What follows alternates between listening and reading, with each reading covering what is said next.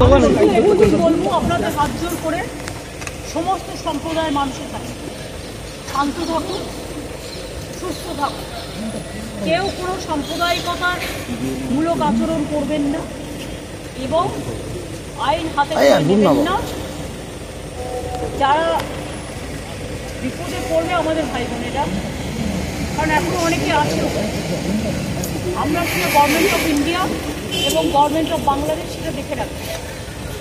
Government of India যেভাবে বলবে আমরা সেভাবেই করব।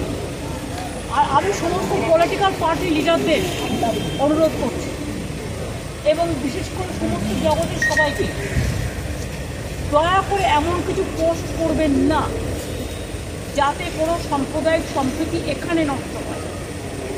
এবং সব দলের নেতারাই তাদের বলবো এটা দেশের ওপর ছেড়ে দিন, দেশে আমাদের সরকার আছে, তাদের ওপর ছেড়ে দিন।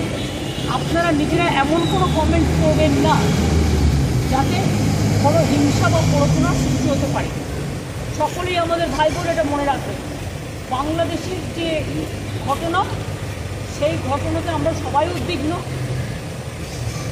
কিন্তু সেটা নিয়ে পোস্ট করতে গিয়ে এমন কিছু লিখবেন না বা বলবেন না যাতে বাংলার কোনো শান্তি নষ্ট হতে পারে বা ভারতের শান্তি নষ্ট হতে পারে।